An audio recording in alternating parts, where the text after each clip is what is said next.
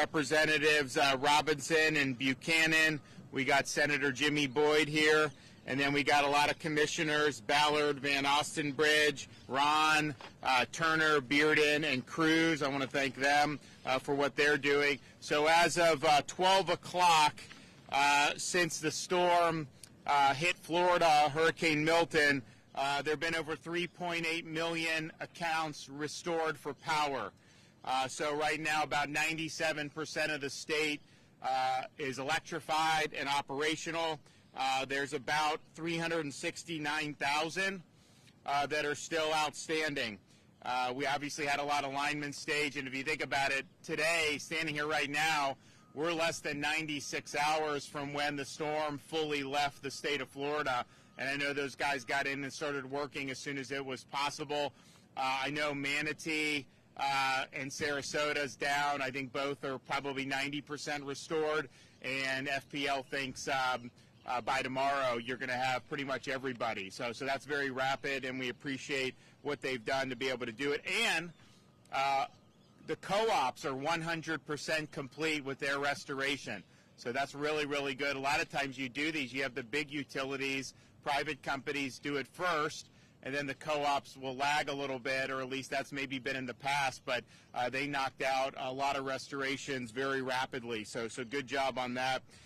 We still have Pinellas has about 17% that are out, and then Hillsboro's a little bit more than that. But I think both of the companies, TECO and Duke, have a pretty aggressive timeline for completion in those areas as well. So thanks for everybody who came and pre-staged. Obviously, you still have the remaining 3% of the state, and I know they're working hard to do it.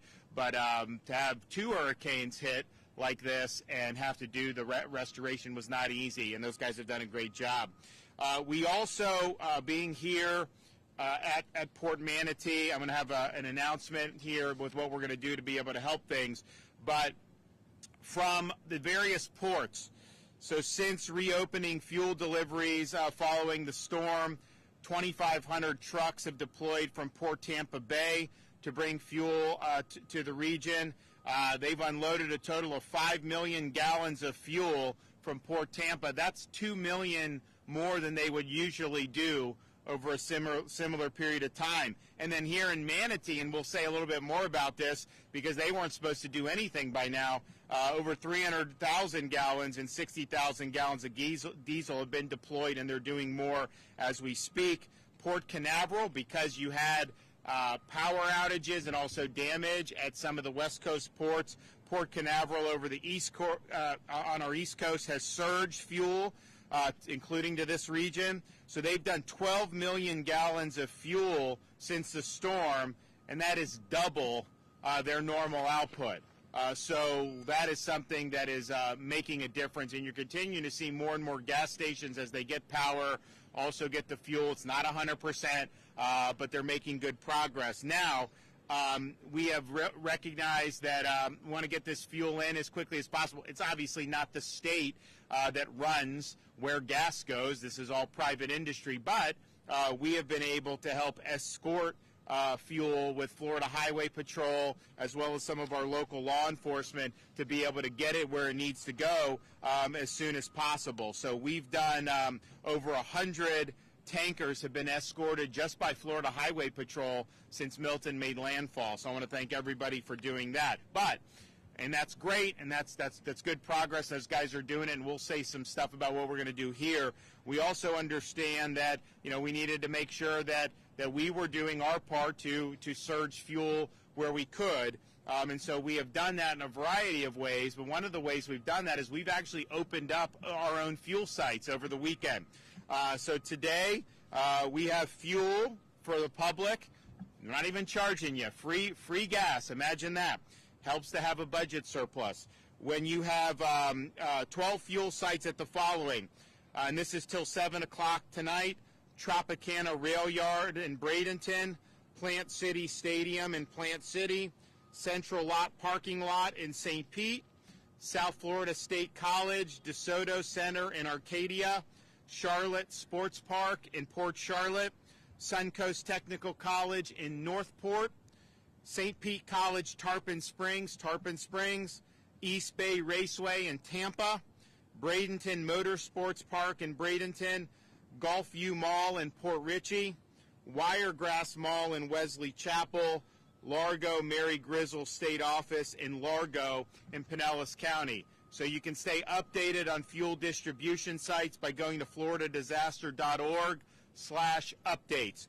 But you have those 2 sites, or those 12 sites. So we've deployed, just since Milton hit, over 2.4 million gallons of gas from our reserves. So that, all the stuff coming into the ports, Canaveral surging, Tampa surging, now Manatee getting back up and running, at least in a limited capacity, that is all just private sector how it normally does. The 2.4 million is fuel that we stockpiled in advance of the storm and then have been able to do and bring it in. Now, some of that that we've done where we had fuel centers when the storm was coming for first responder vehicles, so we wouldn't have any interruption in that. We have set up these fuel sites, and then we've also delivered gas directly to some service stations when that was something that could be helpful or appropriate. So even though we've gone through 2.4 million gallons, we've got over 1 million gallons between gas and diesel that are still on hand. We went through a lot this weekend with our fuel sites, but that's good. That's what it's for. If you have long lines at the service station, not every gas station has it. This is a relief valve where people can get their tank topped off, and so we're happy to do that. And in the entire fight, we have 500 tankers and 360 bobtail trucks that are helping to distribute with the fuel. So that's something that's good. That's something that we're happy to do, but we want to just make it so that the ports and everything are doing what they normally do and get it back to normal. And it is resolving. I'd say the demand is still higher because when people see a station open, they're all fleeing to the stations, and you get longer lines because people feel like that may be their only shot.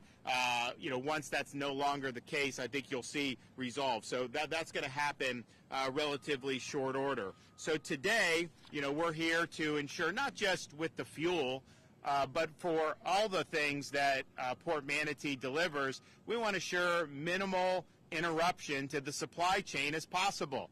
When you have major damage, there just is going to be some interruption. We understand that, but we've worked really hard to be able to help get them on their feet. I know Kevin and his team have been working with the port. I know they've been working with the private sector industry who is here to try to plow a way forward. This port is the primary deepwater seaport in Southwest Florida. It handles 400 million gallons of transportation fuel, fruits, vegetables, appliances, construction materials, and wood for distribution across Southwest Florida, but also the greater Southeast. In 2023, Seaport Manatee supported 42,000 U.S. jobs, generated $275 million in state and local revenue, and contributed $7.3 billion in economic value to the economy. And then we had, remember last month, we had this potential strike that was going to drag on, and that would definitely have interrupted our hurricane relief for Hurricane Helene, and then it would have ended up affecting Milton. And Seaport Manatee was willing to step up, support our supply chains as other ports across the state were stopping. And so fortunately, we didn't really have to do much because they resumed work. But that could have been something that would have been really needed to do. So following Hurricane Milton, initial damage assessments indicate potential losses of over $200 million here at Seaport Manatee. Now, a lot of those losses are insured, but some components are not. Damage to the port includes the loss of 10 out of 13 on-site warehouses, 3 of the 10 port-owned docking facilities, as well as damages to their offices. The uninsured losses of the port include repairs needed for 3 damaged berths, new dredging required in state waters, repairs necessary for port security and access systems, and significant damage to the port container yard. Now, our seaports are working to mitigate impacts for any interruption in any of the other ports, and as you saw with Port Canaveral surging fuel, they'll likely continue to do that. But ultimately, we want everybody back full throttle as soon as possible. So, to minimize impacts to Floridians and to ensure Seaport Manatee gets back to full and efficient operations as quickly as possible, I'm today announcing that the state of Florida will provide $9.5 million to jumpstart the recovery and help repair the impacted infrastructure. This investment will include $5.5 million for emergency berth repairs and dredging in state waters, $3.5 million for immediate security needs and access control, and $500,000 to support planning activities for fortifying port infrastructure. The state will also support the port's rebuild in the following ways: by providing subject matter experts and skilled workers from FDOT, by directing the Florida Department of Environmental Protection to expedite permits for the immediate rebuild of port infrastructure, and by managing support from the Florida Division of Emergency Management and navigating the FEMA award process, and by providing personnel from the Florida National Guard to reestablish perimeter security and assisting in repairing the port fence. For every state dollar invested in seaport infrastructure, the expected return on investment for the state is $7. But even beyond that, we want to make sure that our supply chain is strong and that we get the port back to where it needs to be as soon as possible. So we're happy to be able to do this award, and I think it'll make a big difference. And I know there's a lot of other stuff that's going to be going on outside just what the state is doing. Finally, I'll just say, if you need help as an individual Floridian, the best way to do that is our Hope line, 1-833-GET-HOPE, 1-833-GET-HOPE. We've already helped over 5,000 individuals since Milton made landfall, and we've got a lot of organizations that are ready to go and help people when they're in need. And if you include the Hope bus, we've helped over 10,000 individuals with those deployments of the Hope Florida buses. So Hope buses today are located in Hillsborough at Mission Hill Church in Temple Terrace, Pinellas and Tangerine Plaza in St. Pete, and another one in Pinellas at Largo at Botanical Gardens on Almerton Road. So thank you for doing that. We also have Hope Florida teams in Zephyr Hills, Ellington, and St. Pete to support impacted communities. So I appreciate everybody for what they're doing. Those who have asked, how can I help? Well, one way you can help is the Florida Disaster Fund. So if you want to make a tax-deductible contribution, you can go to floridadisasterfund.org. This will be for both Helene and Milton relief needs, and for victims of either of those storms, or both in some cases. So far, there's been $12.2 million raised in support of both efforts. And I want to personally thank Lennar Corporation from down in South Florida, who has donated $5 million to the Florida Disaster Fund. So we appreciate that, and I know there's a lot more that are going to be ponying up to be able to help Floridians in need. So we're going to hear from some other folks, starting with Kevin Guthrie. But before we do that, I think I actually have a check, and we will go ahead and present. So you want to come up here from the port? You better do it. I can't accept the check and shake a hand at the same time. I'll stand on this side. Thank you. Hide the arm.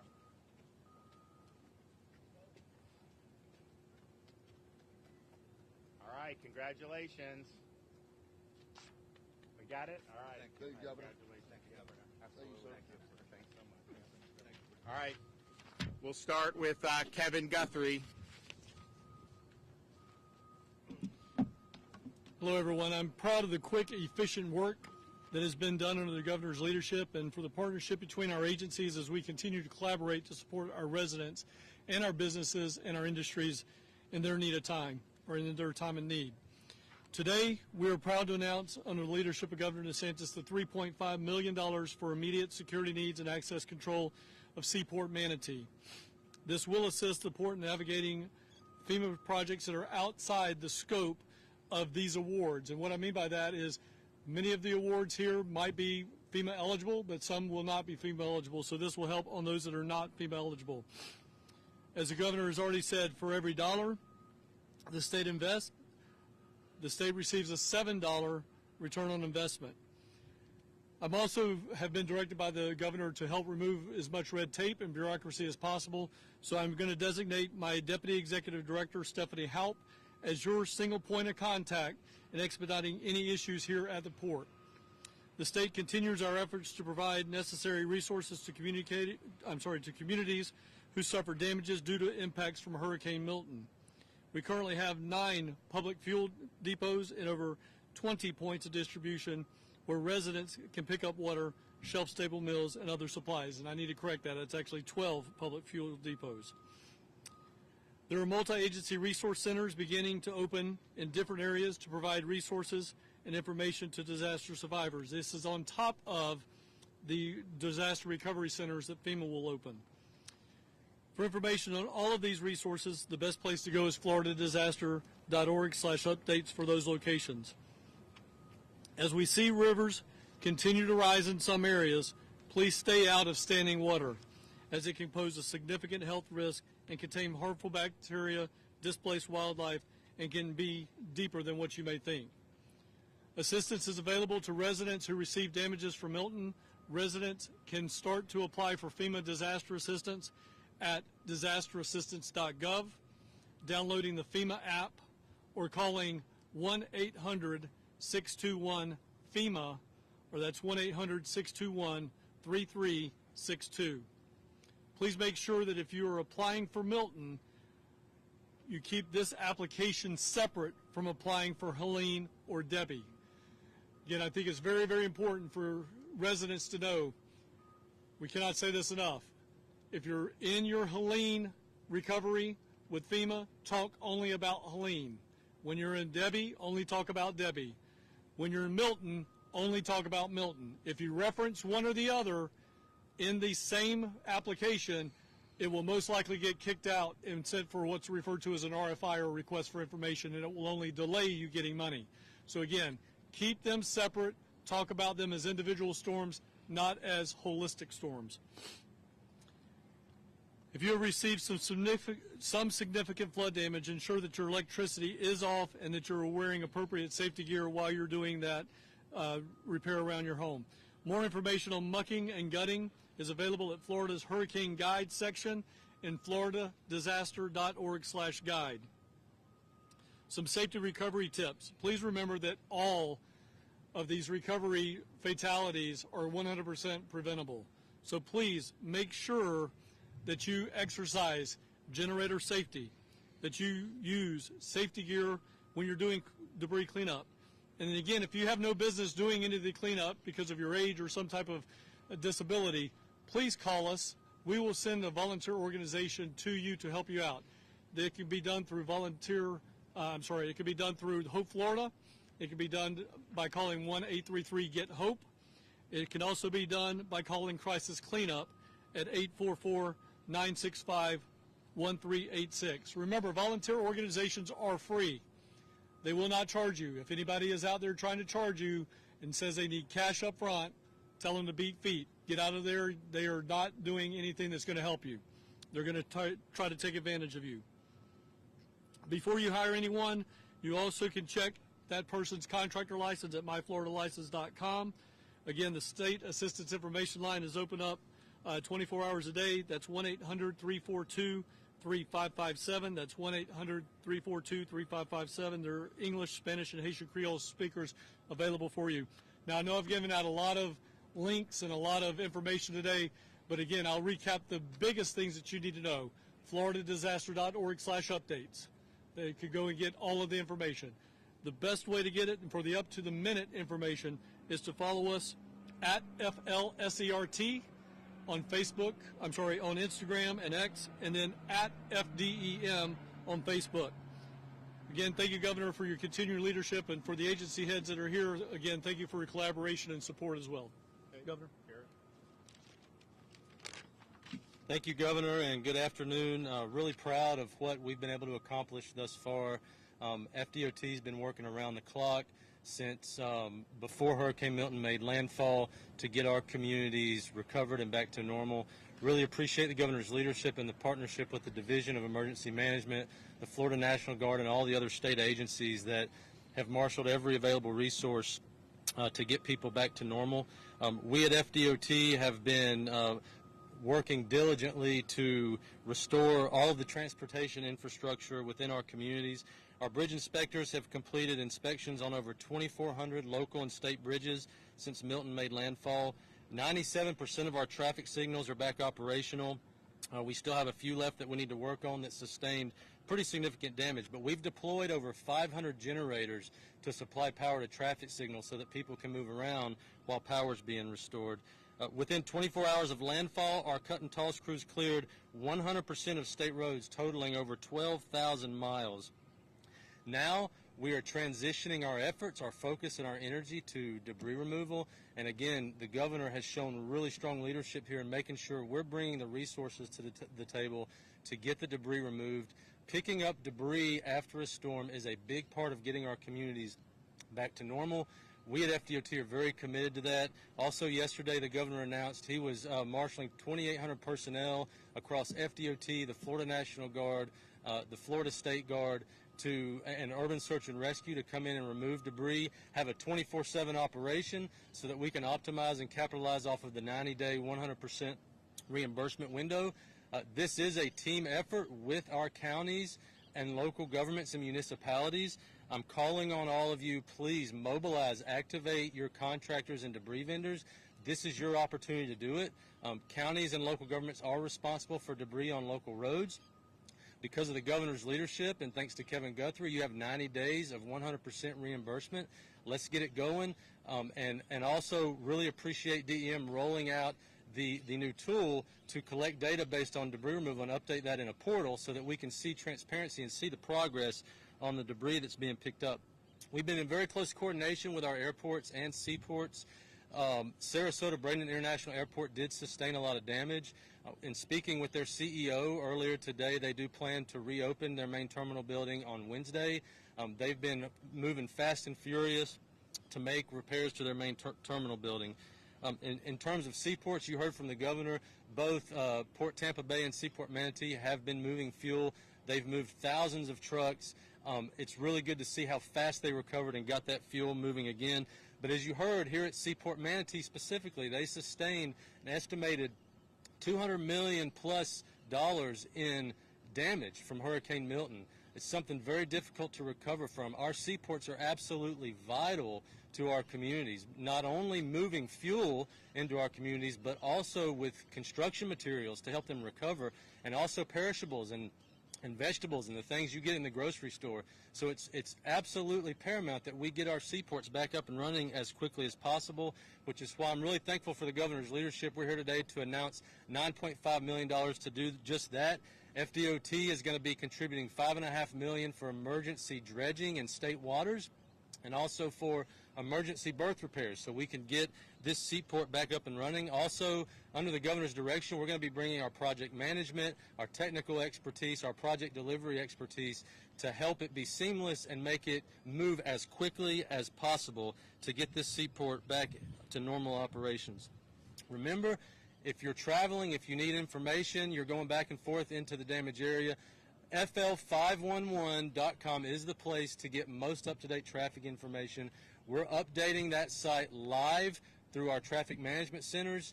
It is the most accurate, the most up-to-date information, FL511.com. Again, Governor, thank you for your leadership.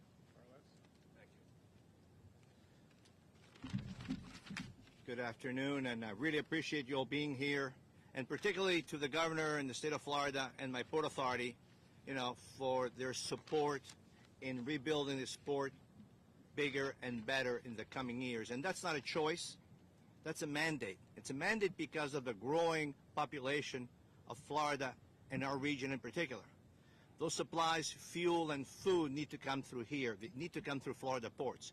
And this support from the state will help us accelerate that to make sure that we're not getting our supplies from other states where those tractor trailers having to go right through Florida just to get us those basic supplies.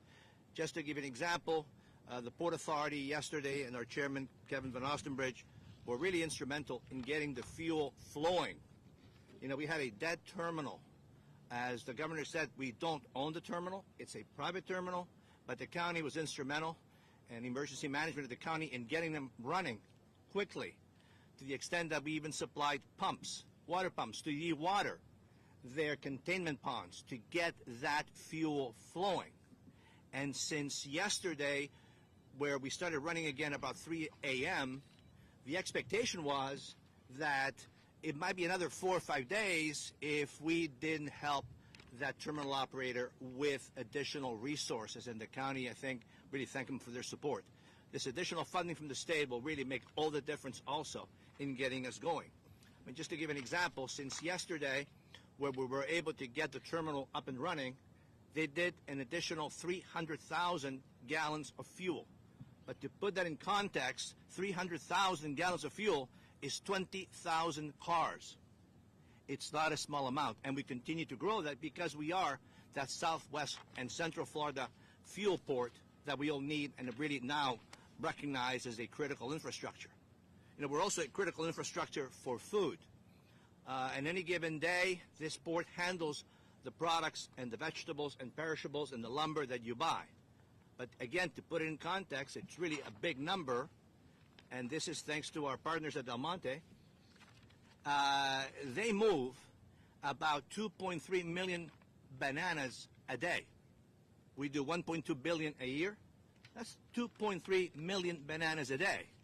And I can tell you one thing, the supermarkets do not want to run out of bananas. Before storm or after a storm, that's one of the first staples people buy because it has a shelf life. And this port, along with other commodities, is instrumental in maintaining not just the fuel chain, but the food chain. And really critical, you know, as our secretary said, that it keeps flowing and moving. And that's why, again, we appreciate so much, Governor, your assistance here. We also had to overcome, as the governor said, the strike that was upcoming, but here we were able not to be affected by the strike. Had the strike gone on beyond what they did, which was only a few days, it could have been significant disruption and would have caused this port even to even handle more cargo to maintain the supply chain. So we overcame that. 2 hurricanes. You know, I mean, we can't choose our hurricanes, but we can choose how we respond to the hurricanes. And resiliency, I know the state of Florida is one of the key objectives, and the ports go through resiliency and coordination with FDOT and emergency management to make sure that when something like this happens, we recover as quickly as possible and be online as quickly as possible. And that's our objective. Because we realize this port impacts the daily lives of the residents of Florida.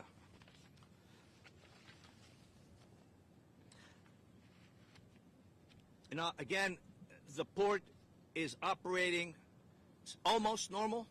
The fuel is flowing. The perishables are coming on, and the team effort that was made between the county, the county commission, and the Port Authority was really, really instrumental. I want to thank also the county's team that's here now that helped us throughout, and the staff at the county, as well as our customers and suppliers, which are here already, that are handling the products, because without them, you know, we're just infrastructure with water next to it.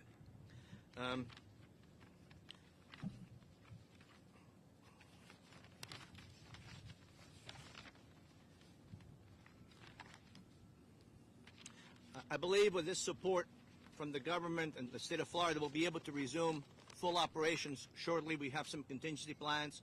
But again, we're only as good as the support of the leaders that have us. I would like for a few seconds to call up our chairman, Kevin Van Ostenbridge, to say a few words of what he personally did with the fuel to get it going again.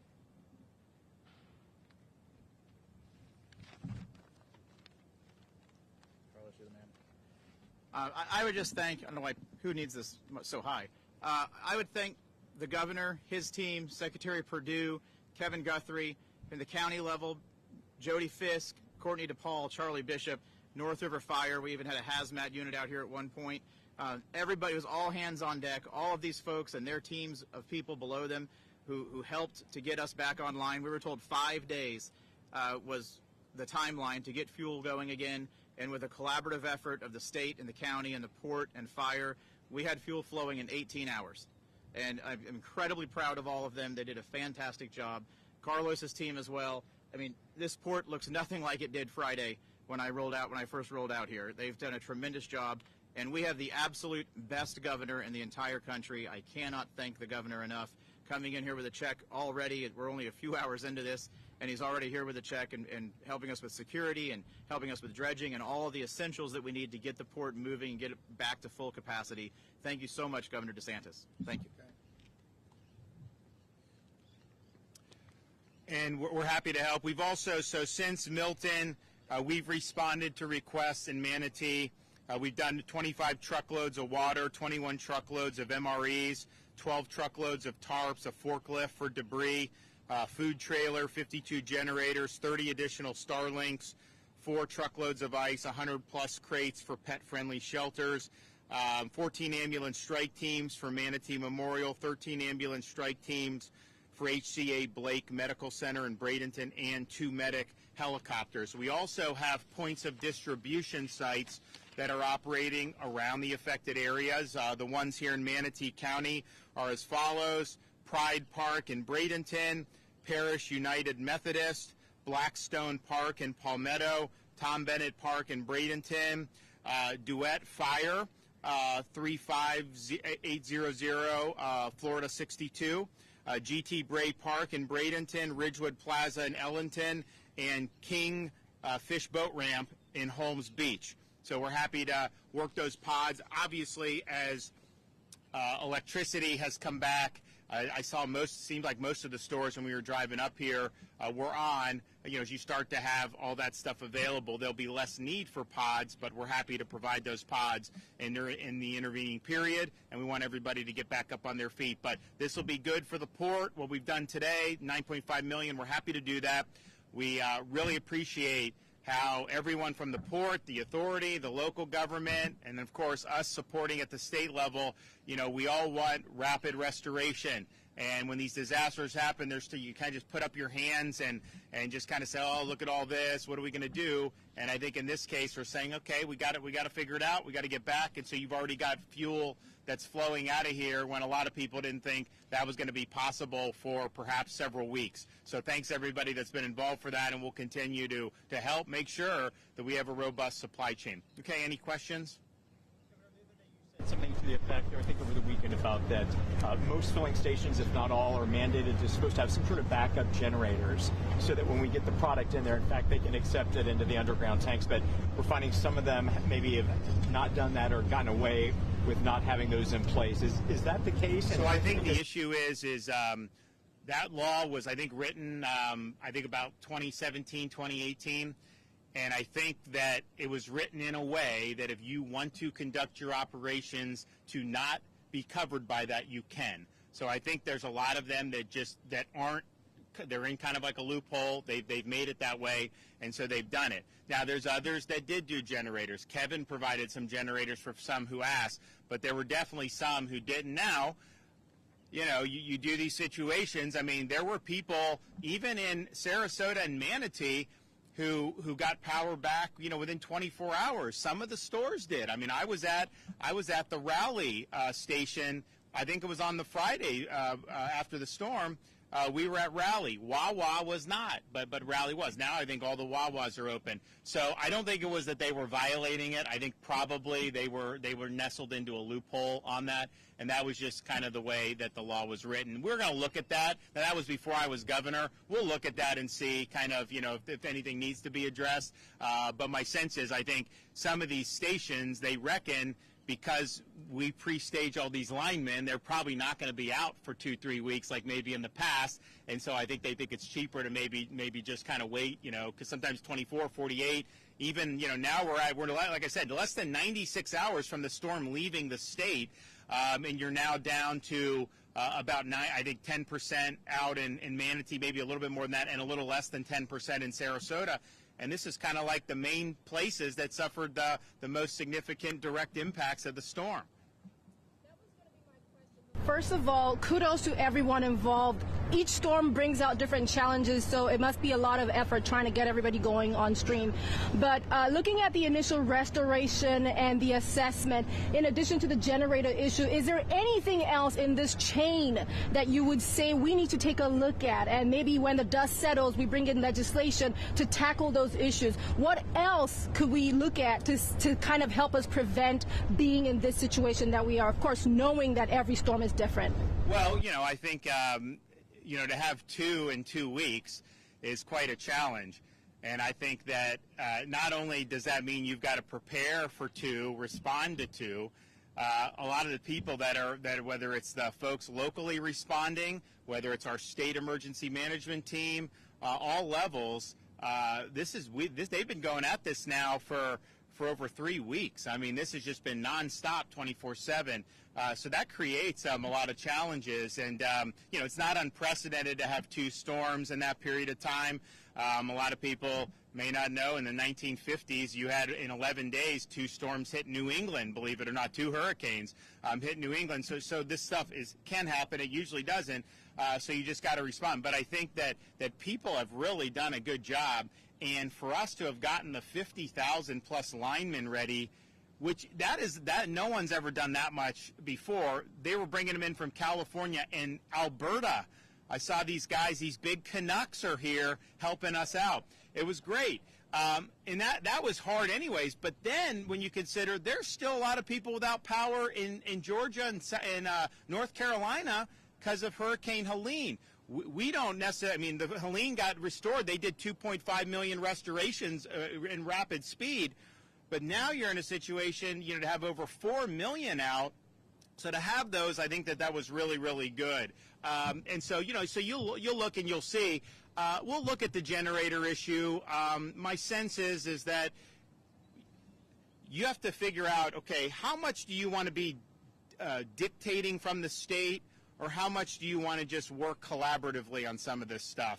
And to say we're just going to mandate almost anything, I don't know that that's necessarily the best approach. I mean, the fact is these are private businesses. The fuel supply is a private sector. We are not Venezuela. It's private sector. We came in with millions of gallons of fuel to help supplement and to help people who needed to get gas, and that's why we have these fuel sites set up.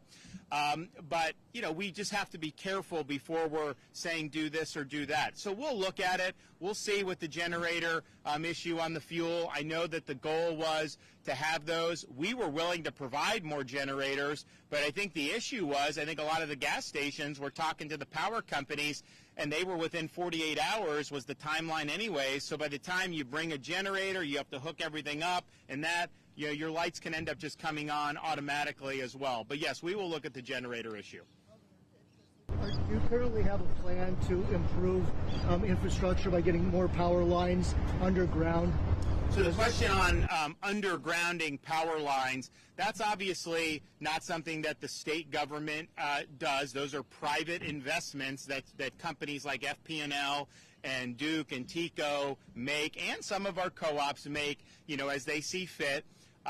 It is true on some of these storms, undergrounding lines may have less interruptions. That's not always true, but certainly with wind damage, it can be beneficial. But it's also the case if a company does a big capital project to invest in that, you may see that reflected in your rates going up a little bit. And so not everyone wants to see that. So it's kind of making the decision, do they want to propose that? And then are their customers wanting to pay for it?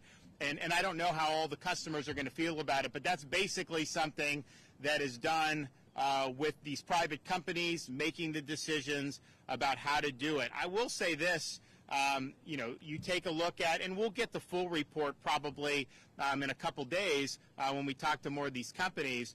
But my sense is if you look at Ian, which was major, and then these two, my sense is that their infrastructure held up pretty doggone good, all things considered.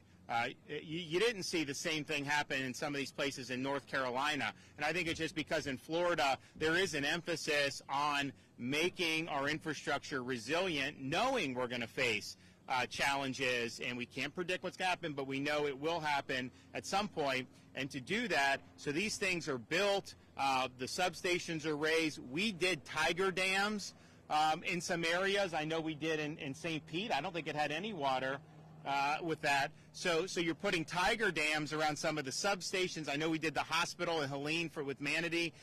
And that worked too. So I think there's a lot of different approaches, but they have done more undergrounding in the last 20 years.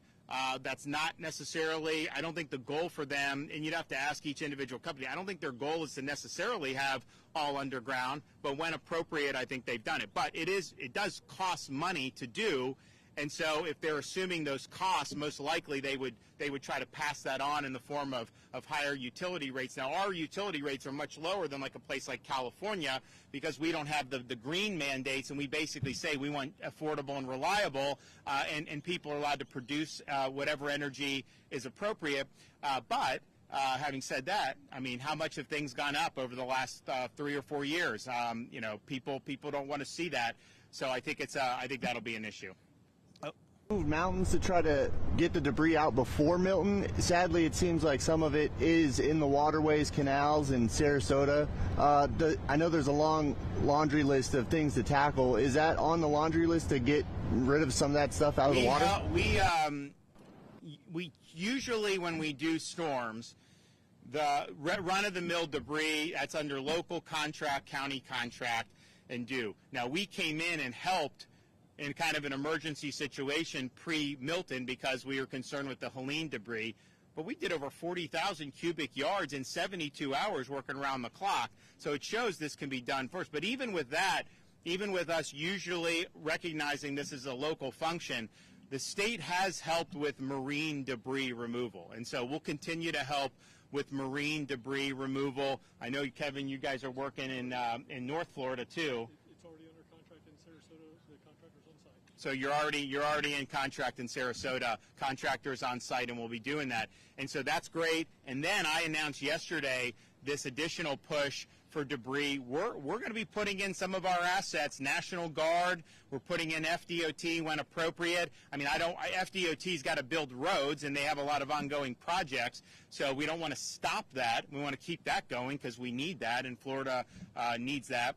But if I have some guardsmen, some of these engineering battalions that can help clear the debris, we can even use our state guard, some of our other state assets that can be used to take advantage of this 90 days. We're going to do it. We're also setting up now a debris removal portal that people can go look and see how much has your city removed in debris, how much has your county removed in debris, and you can chart that progress. Because I think that from a financial perspective, you want to get it done in 90 days if at all possible. Look, some hurricanes, it may not be physically possible, but I could say in almost every hurricane I've seen around the country, the debris takes longer than it should. And that's partially because of bureaucracy, part of because, if the debris is just sitting there, there's other problems people look at. I get it. But we got 100% reimbursement that was approved by the president. We got to take advantage of that, and the sooner we do it, the better it'll be financially, and then the better it is for everybody. Great quality of life. You're going to have people, they're going to be coming down here soon. They're going to be able to see, you go out, we were just at Bradenton Beach, some of these other areas, they got hit twice. Let's move to get that debris out of there, and then it's going to be a great place to go in no time. Like there will be a very quick bounce back. I feel that.